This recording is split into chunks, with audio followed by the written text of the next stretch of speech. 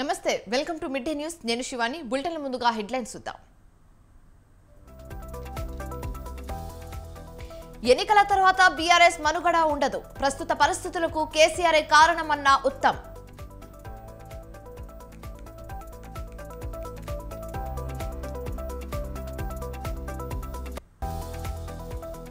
రైతులకు మేలు చేసేదాకా బీఆర్ఎస్ పోరాడుతుంది కాంగ్రెస్ వచ్చింది కరువు వచ్చిందన్న హరీష్ రావు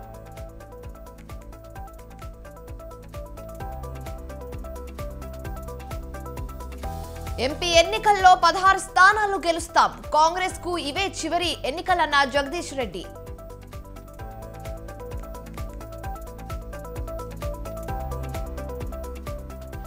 ఉమ్మడి నెల్లూరు జిల్లాలో కొనసాగుతున్న బస్ యాత్ర సాయంత్రం కావాలిలో జగన్ బహిరంగ సభ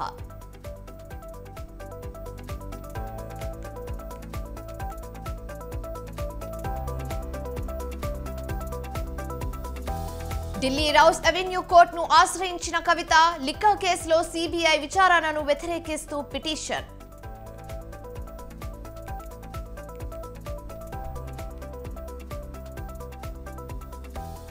మాధాపూర్ కేబుల్ బ్రిడ్జ్ పై అర్ధరాత్రి ప్రమాదం ఫోటోలు దిగుతున్న 2 వ్యక్తులను ఢీకొన్న కార్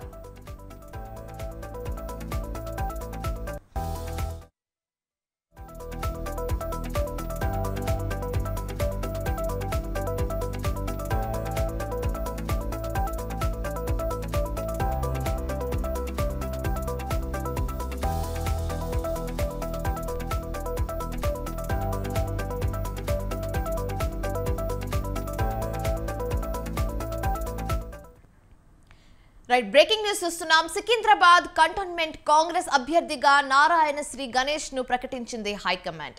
లాస్యానందిత మృతితో ఖాళీ అయిన ఈ స్థానానికి ఉప ఎన్నిక అనివార్యమైంది. అయితే ఈ నేపథ్యంలోనే శ్రీ గణేష్ ను బరిలో దించింది హస్తం పార్టీ. ఈ మేరకు ఏఐసిసి అధికారికంగా ప్రకటనను విడుదల చేసింది.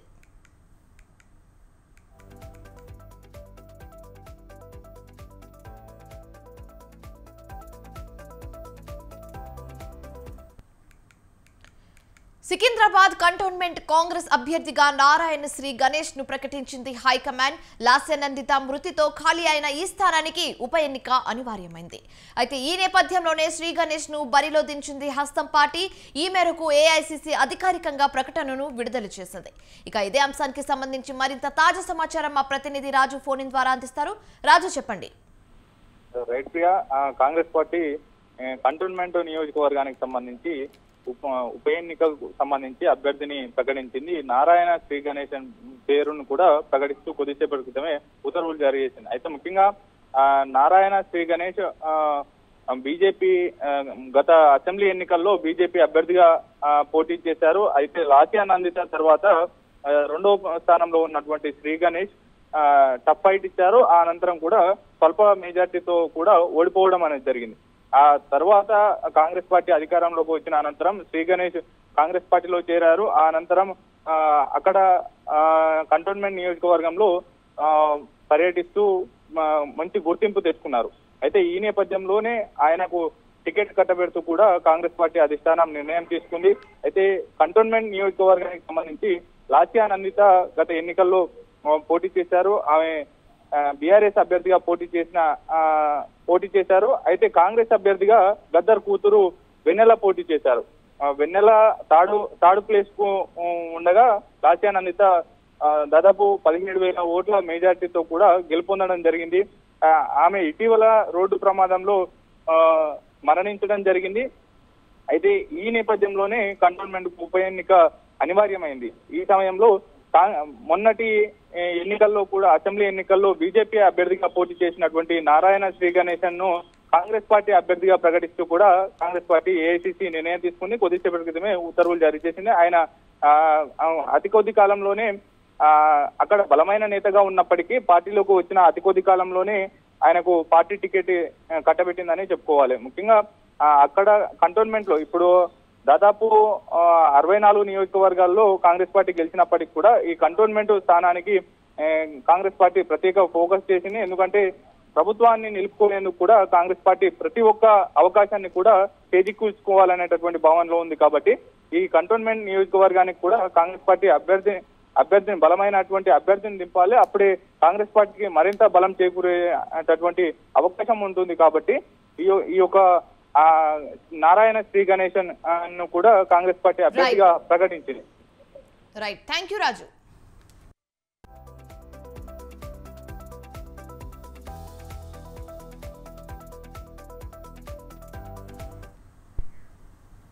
మంత్రి పొన్నం ప్రభాకర్ మాట్లాడుతున్నారు, లైవ్ లో చూద్దాం. అక్కడికి గుళ్ళకి చెప్పులు ఇచ్చి పెట్టిపోతే చెప్పులు ఎత్తుకుపోయే వాళ్ళతో సమానంగా లెక్క పెట్టాల్సి వస్తుంది.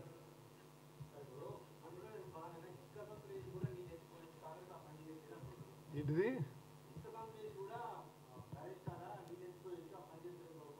ఆ తెలివి తక్కువ మాటలే కొంపలు ముంచినాయి. మరి నీకే తెలివి ఉందనుకుంటే ఇంతకంటే దుర్మార్గం లేదు. అది చేయలేము. మేము నిష్ణాతులు, ఎక్స్పర్ట్స్, ఎన్డీఎస్ఏ టీం ఏం అడ్వైజ్ చేస్తే చేస్తాము. నీ సలహా ఇచ్చే తెలంగాణ బొందబెట్టినావు, ఇరిగేషన్ సెక్టర్ మొత్తం నాశనం చేసినావు. కొన్ని ఫిగర్ చెప్పాలంటే మీకు ఆడ 94,000 కోట్లు ఖర్చు పెట్టిండు, ఇక్కడ పాలమూరు రంగారెడ్డిలో 27,000 కోట్లు ఖర్చు పెట్టిండు, సీతారాం సాగర్లో 7,500 కోట్లు ఖర్చు పెట్టిండు. నా మాత్రం ఆయకట్టు కూడా లేదు. ఇక ఆయన ఇసుక సంచి ఎడబెట్టాలి, అసలు అంతే తెలివితో మాటలు మాట్లాడదని చెప్పి సహాయిస్తున్నాం.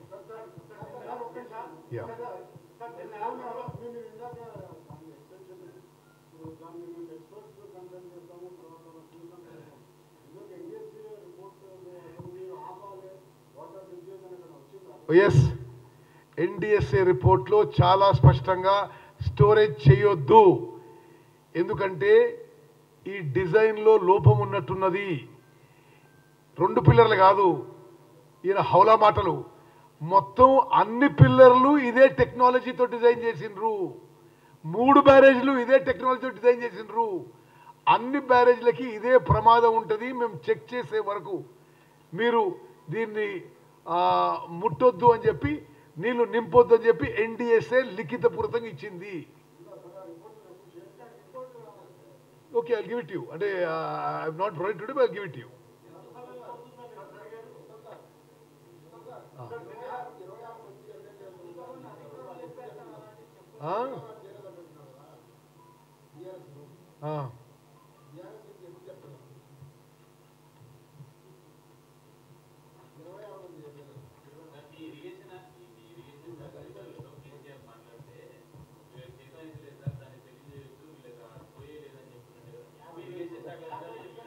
పచ్చి అబద్ధాలు ఆయన మాట్లాడి ఇరిగేషన్ అధికారులు ఇంటికి పోయిన ఆల్రెడీ.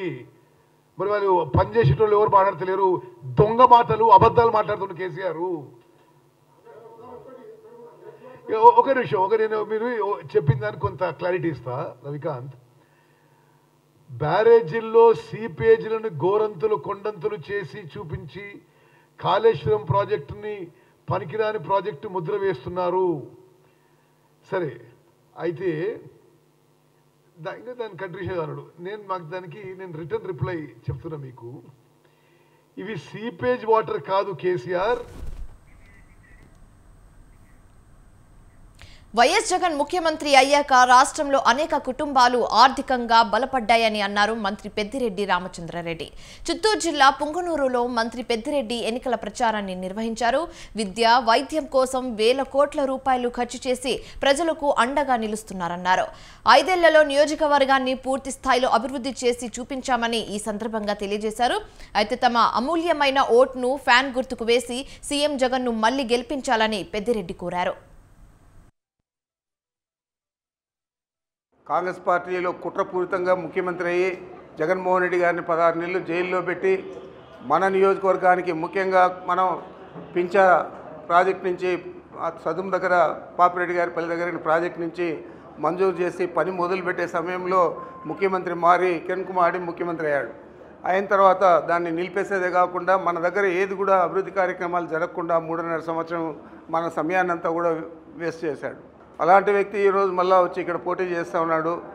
నాకు శాసనసభకు కొన్ని ఓట్లు తగ్గినా పర్వాలేదు, కానీ పార్లమెంటుకు మాత్రం కిరణ్ కుమార్ని చిత్తుగా ఓడించల్లా, బుద్ధొచ్చే విధంగా. అతను ఈ జిల్లా వాసే కాదు, శాసనసభలో స్వయంగా చెప్పాడు నేను హైదరాబాద్ వాసిని అని సిగ్గు లేకుండా. మరి అలాంటి వ్యక్తికి ఇక్కడ ఇల్లు లేదు, ఇల్లు కూడా వాళ్ళ తమ్ముడు పెరుక్కున్నాడు, వస్తే ఆర్ఎన్బి గెస్ట్ హౌస్లో ఉంటున్నాడు, సూట్ కేసు ఎత్తుకొని వచ్చి మళ్ళీ సూట్ కేసు ఎత్తుకొని హైదరాబాద్కి వెళ్తాడు, ఎన్నికలు అయిపోతానే.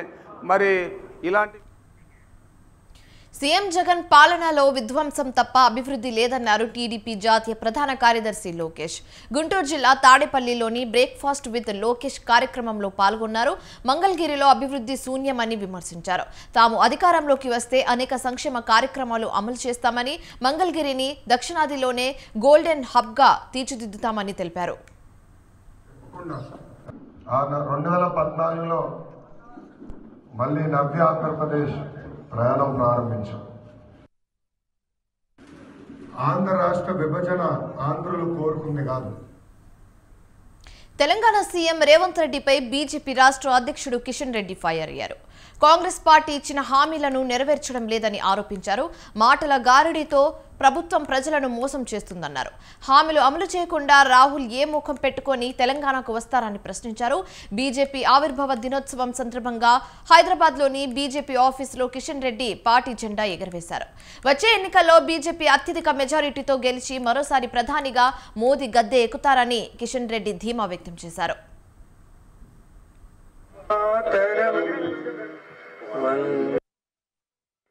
ఏ రకంగా పార్టీలు ఫిరాయింపు చేసుకోవాలి, ఏ రకంగా మరి ఫిరాయింపుల చట్టాన్ని వైలేట్ చేయాలి, దాని మీద దృష్టి ఉంది తప్ప రేవంత్ రెడ్డికి గత శాసనసభ ఎన్నికల్లో ప్రజలు మీ గ్యారంటీలను నమ్మి మీకు ఓట్లేసి నిన్ను ముఖ్యమంత్రి చేస్తే ఆ ముఖ్యమంత్రి బాధ్యత ఈ రేవంత్ రెడ్డి గారు నిర్వర్తించడం లేదు. ఈరోజు నేను బహిరంగ సభకు వచ్చే ముందు రాహుల్ గాంధీ ప్రశ్నిస్తున్నాను. తెలంగాణ గడ్డ మీదకి వచ్చేటువంటి ముందు రాహుల్ గాంధీ తెలంగాణ ప్రజలకు జవాబు చెప్పాలి. మీరు ఇచ్చినటువంటి హామీలు ఏమైపోయినాయి? ఈరోజు ఒకటే మనవి చేస్తా ఉన్నాను, తెలంగాణలో టీఆర్ఎస్ పార్టీ అయిపోయింది, తెలంగాణలో కాంగ్రెస్ పార్టీ ఈరోజు పతనం ప్రారంభమైంది. ఇక తెలంగాణ ఆట ఆడేది భారతీయ జనతా పార్టీ మాత్రమే. భారతీయ జనతా పార్టీ ఈ పార్లమెంట్ ఎన్నికల ద్వారా ఆట మొదలు పెడతా ఉంది. వచ్చేటువంటి రోజుల్లో తెలంగాణలో తెలంగాణ ప్రజల కండగా, తెలంగాణ అభివృద్ధికి అండగా భారతీయ జనతా పార్టీ ఉంటుందని మనం చేస్తా ఉన్నాను. మీరు ఎన్ని విష ప్రచారాలు చేసినా, ఎన్ని తప్పుడు ప్రచారాలు చేసినా ఈ కాంగ్రెస్ పార్టీ, ఈ బీఆర్ఎస్ పార్టీ, ఈ రాహుల్ గాంధీ, ఈ యొక్క కేసీఆర్ భారతీయ జనతా పార్టీని ఏం చేయలేరు. ఈరోజు భారతీయ జనతా పార్టీ నరేంద్ర మోడీ గారు ఈరోజు తెలంగాణ ప్రజల గుండెల హృదయాలలో ఉన్నాడు. ఖచ్చితంగా టీడీపీ వాలంటీర్ వ్యవస్థకు వ్యతిరేకం కాదని దర్శి కూటమి అభ్యర్థి గొట్టిపాటి లక్ష్మి అన్నారు. వాలంటీర్లను వైసీపీ ప్రభుత్వం రెచ్చగొట్టాలని చూస్తుందన్నారు. టీడీపీ అధికారంలోకి ఉన్నప్పుడు 2000 పెన్షన్, అన్న క్యాంటీన్లను ఏర్పాటు చేసి ప్రజలకు అండగా ఉన్నారని తెలిపారు. పెన్షన్లను ప్రభుత్వ అధికారులే పంచాలని ఈసీ నిర్ణయం తీసుకుందన్న ఆమె పెన్షన్ ఇచ్చేందుకు ప్రభుత్వం దగ్గర విధులు లేక టీడీపై బురద జల్లేందుకు ప్రయత్నిస్తున్నారని ఎద్దేవా చేశారు. వాలంటీర్ల వ్యవస్థకు ఎప్పుడూ తెలుగుదేశం పార్టీ వ్యతిరేకం కాదు. వాలంటీర్లు చేసే రాజకీయాలకు తెలుగుదేశం పార్టీ వ్యతిరేకం. వాలంటీర్లను వైసీపీ ప్రభుత్వం రెచ్చగొట్టాలని చూస్తుంది. వాళ్ళకి రేపు రాబోయే ఎన్డీఏ ప్రభుత్వం న్యాయం చేస్తుంది. 2000 పెన్షన్లతో, అన్న క్యాంటీన్లతో తెలుగుదేశం పార్టీ నిరుపేదలకు ఎంతో అండగా ఉన్నారు. ఎలక్షన్ సంఘం చాలా స్పష్టం చేశారు, ప్రభుత్వ ఉద్యోగులు పెన్షన్ పంచాలని. చంద్రబాబు నాయుడు గారు ముఖ్యమంత్రి అయ్యాక 200ని 2000 చేశారు పెన్షన్ని. గత ప్రభుత్వం సంవత్సరానికి 250 పెంచుకుంటూ 5 ఏళ్లలో పెంచింది వాళ్ళు 1000 రూపాయలు మాత్రమే. రేపు కూటమి ప్రభుత్వం అధికారంలోకి వచ్చాక 4000 రూపాయలు పెన్షన్ అందరి.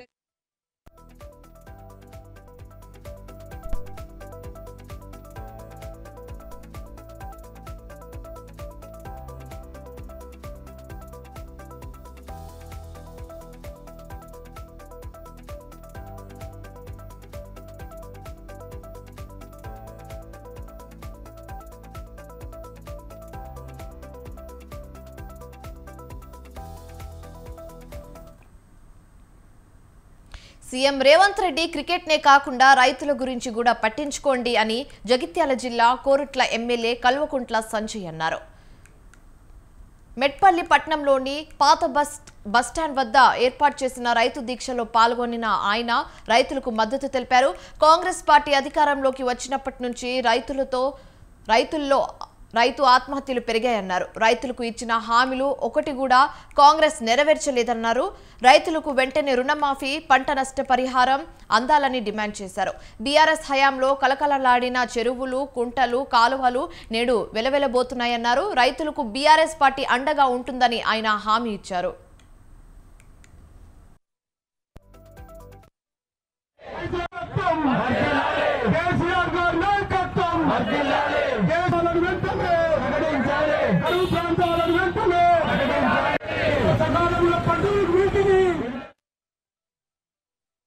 నాలుగు నెలల్లో ఇప్పుడే ఎవరో వెనకాల స్లోగన్ ఇచ్చినారు. మా వెనకాల ఏమో స్లోగన్ ఇచ్చినారు, ఇదేమి రాజ్యం, దొంగల రాజ్యం, దోపిడీ రాజ్యం అని. నిజంగా 4 నెలల్లో మళ్ళీ కాంగ్రెస్ ప్రభుత్వం వచ్చిన తర్వాత ఈ స్లోగన్ అప్పుడున్న కాంగ్రెస్ ప్రభుత్వంలో స్టార్ట్ అయిన స్లోగనే ఇప్పుడే మళ్ళీ స్లోగన్ వినబడతా ఉంది, దొంగల రాజ్యం, దోపిడీ రాజ్యం.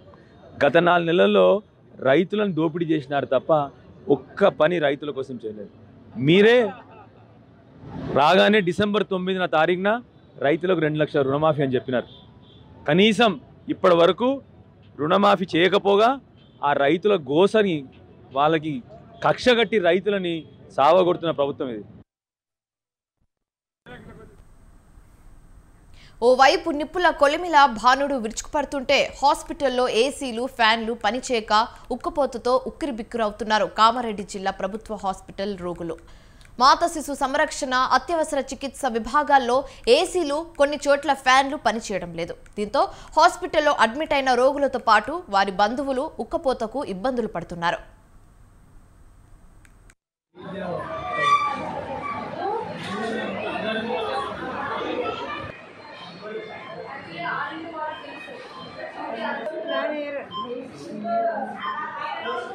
ఏసీ వస్తలేదా అమ్మ?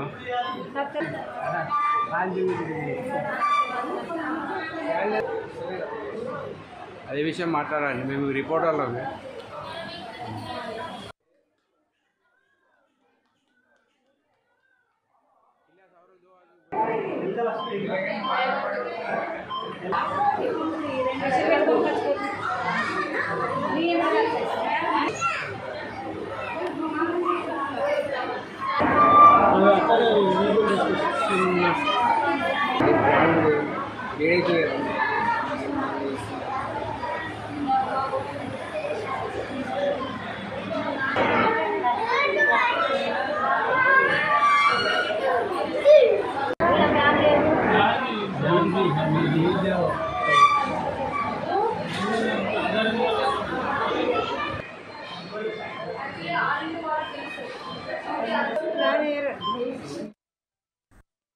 వైపు నిప్పుల కొలిమిల భానుడు విరుచుకుపడుతుంటే హాస్పిటల్లో ఏసీలు, ఫ్యాన్లు పనిచేయక ఉక్కపోతతో ఉక్కిరిబిక్కిరి అవుతున్నారు కామారెడ్డి జిల్లా ప్రభుత్వ హాస్పిటల్ రోగులు. మాతా శిశు సంరక్షణ, అత్యవసర చికిత్స విభాగాలలో ఏసీలు, కొన్ని చోట్ల ఫ్యాన్లు పనిచేయడం లేదు. దీంతో హాస్పిటల్లో అడ్మిట్ అయిన రోగులతో పాటు వారి బంధువులు ఉక్కపోతకు ఇబ్బందులు పడుతున్నారు.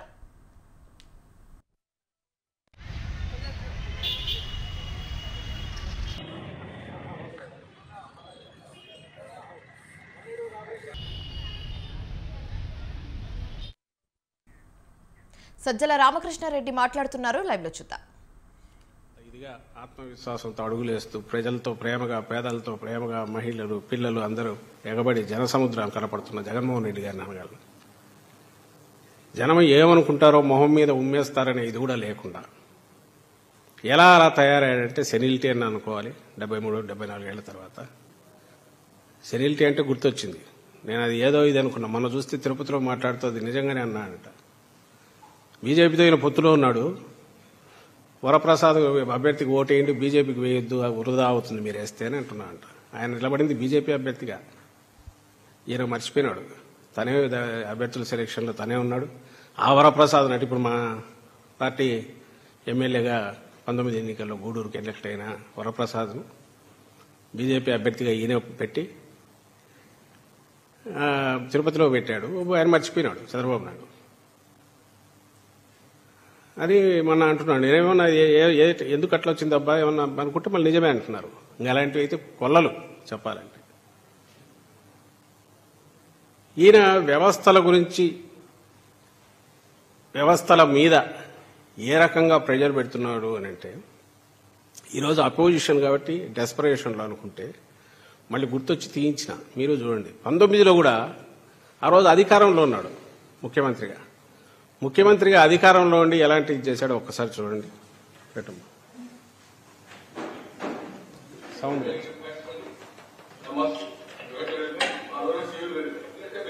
ఇది 2019.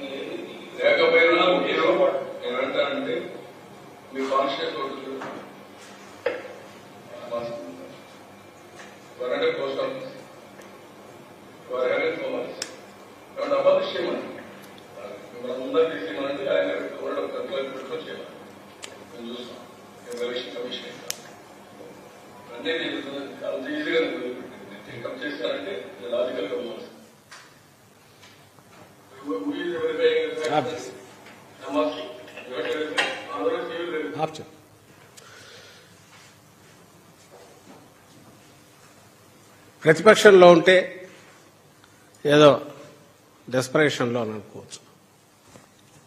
అప్పుడు ఆయన ముఖ్యమంత్రి ఎప్పుడు, ఇది 2019 ఐ థింక్ ఏప్రిల్లో ఎన్నికలకు 10 వారం ముందేమో. ఆయన ముఖ్యమంత్రి, చంద్రబాబు నాయుడు ముఖ్యమంత్రి, CEO chief electoral officer Gopalakrishna Dwivedi గారు ఉన్నప్పుడు ఆయన ఆఫీస్ మీదకి అటాక్ లాగా వెళ్ళి కూర్చొని ఏం దబాయిస్తున్నాడో చూశారు కదా. అప్పుడు ఆయన ముఖ్యమంత్రి, జగన్మోహన్ రెడ్డి గారు ప్రతిపక్ష నాయకుడు. జగన్మోహన్ రెడ్డి గారు ఏ రోజైనా ఇంకొక వ్యవస్థకు సంబంధించిన దాని మీద వెళ్ళి ఇలా మాట్లాడిన సందర్భం ఉందా? ఈరోజు ఇప్పుడు జరుగుతున్న దాంట్లో కూడా ఎడాపెడా ఆఫీసర్లు వీళ్ళు కంప్లైంట్ ఇస్తున్నారు, ట్రాన్స్ఫర్లు చేస్తున్నారు. వాళ్ళ కంప్లైంట్లలో వాళ్ళ దాంట్లో నిరాధారమైనవి, సిన్సియర్గా ఉన్న వాళ్ళ మీద అన్నీ ఉన్నాయి. అయినప్పటికీ అది ఎలక్షన్ కమిషన్ పరిధిలోకి ఒకసారి వెళ్ళిన తర్వాత అది వాళ్ల విచక్షణ అధికారాన్ని యూజ్ చేసి చేసేది. అలాగే ఇటువైపు అధికార యంత్రాంగం ఎన్నికలు జరిగినన్ని రోజులు ఎన్నికల ఫలితాలు వచ్చి మళ్ళీ గవర్నమెంట్ ఫామ్ అయ్యేంత వరకు ఇది ఒక ఇండిపెండెంట్ బ్యూరోక్రాటిక్ వ్యవస్థ. అది ఉంటుంది గవర్నమెంట్. దాని దారిన అది నడవనివ్వాలి అనే ఒక బ్యాలెన్స్డ్ అప్రోచ్ లేదా ఒక మెచ్యూర్డ్ థింకింగ్ ఉన్న నాయకుడు కాబట్టి జగన్మోహన్ రెడ్డి గారు అట్లున్నారు. ఈరోజు చాలా మందికి అనిపించవచ్చు చంద్రబాబు నాయుడు గారు పాపం దాన్ని ఏమంటాం అధికారంలో లేనందువల్ల, ఆయన ఊపిరి ఆడనివ్వకుండా ఎవరో ఏదో చేస్తున్నందువల్ల ఆయన అలాంటి తిరుగుబాటు రిబెలియన్ మనస్తత్వం ప్రదర్శిస్తున్నాడు. కానీ కాదే, అధికారంలో ఉన్నప్పుడు అలాగే చేశాడే. ఆ రోజు అలాగే చేశాడు. ఒక ముఖ్యమంత్రిగా ఆ రోజు ఆయన చేసింది, ఈరోజు ఒక అపోజిషన్ లీడర్గా ఇంకొంచెం ఏజ్ ఒక 5 ఏళ్లు పెరిగింది కాబట్టి ఇంకొంత దానికి అసహనం ఇంకా పెరిగింది. అది ఈరోజు ప్రదర్శిస్తున్నాడు. ఇది ఈయనకు వ్యవస్థల మీద ఉండే గౌరవం. ఈయన వచ్చి జగన్మోహన్ రెడ్డి గారిని, వైఎస్ఆర్ కాంగ్రెస్ పార్టీ గురించి చంద్రబాబు నాయుడు మాట్లాడతాడు. ప్రజలు 5 ఏళ్లలో మర్చిపోయింటారని అనుకుంటున్నాడు. ఒక్క విషయం మీరు గత వారం రోజులుగా గమనిస్తే 1-2 ఇష్యూస్. రైట్, ఇవి ఇప్పటివరకు ఉన్న updates. For more updates keep watching స్వతంత్ర.